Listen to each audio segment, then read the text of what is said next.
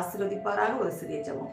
பரலோகத்தில் இருக்கிற எங்கள் பிதாவே, பரிசுத்த பிதாவே, உண்மை ஸ்தோத்தரிக்கிறோம். இந்த நாட்கள் உண்மை துதிக்கணும், உண்மை பாடணும் என்று கர்த்தர் கற்றுக் கொடுத்தீங்க சுவாமி.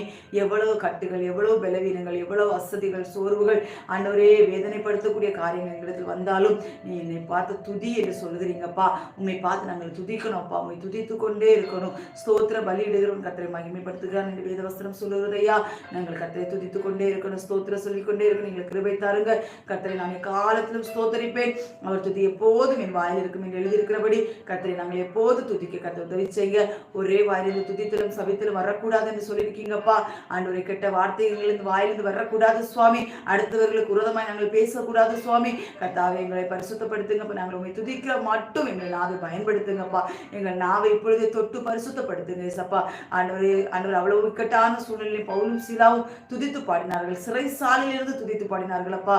ஆமென் ஆண்டவர் ஏசப்பா. நாங்கள் சிறைசாலையில் வைக்கப்பட்ட கூடிய அப்படிப்பட்ட ஒரு நிலைமையில் நாங்கள் இருந்தால் கூட கர்த்தர் எங்களுக்கு நீர் துணையா இருக்கிறீர். நாங்கள் எப்பொழுதுமே துதிக்க அந்த கட்டுகள் அப்பா விலகி ஓடும். நாங்கள் துதிக்க துதிக்க துதிக்க எங்களை சுற்றி கட்டி வைத்திருக்கிற எல்லா கட்டுகளும் விலகி ஓடும் என்று கர்த்தர் எங்களுக்கு நாளைக்கு போதித்தீங்க. உங்களுக்கு நன்றி செலுத்துகிறோம் அப்பா.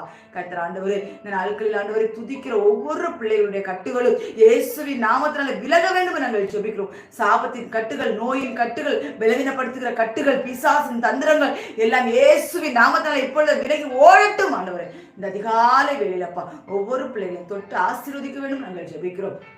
இந்த நாள் பிள்ளைகளுக்கு ஒரு நல்ல நாளாய் ஆண்டவரே, பிள்ளைகள் ஆண்டவர் ஒரு ஆசீர்வாதமான நாளாய், பிள்ளைகள் கையிட்டு செய்கிற எல்லா காரியத்திலும் கர்த்தர் ஆண்டவர் ஆசீர்வாதத்தை கொடுக்கிற நாளாய் காணப்பட என் தேவன் உதவி செய்யுங்க. ஆசீர்வதிங்க. துதி கன மகிமையில் அப்பாவுக்கே செலுத்துகிறேன். இயேசு கிறிஸ்துவின் ஜெபிக்கிறேன் ஜீவனுள்ள நல்ல பிதாவே. ஆமென் ஆமென். கர்த்தர் தாமே உங்கள் அனைவரையும் ஆசீர்வதிப்பாராக. ஆமென். Praise the lord. ஸ்தோத்திரம்.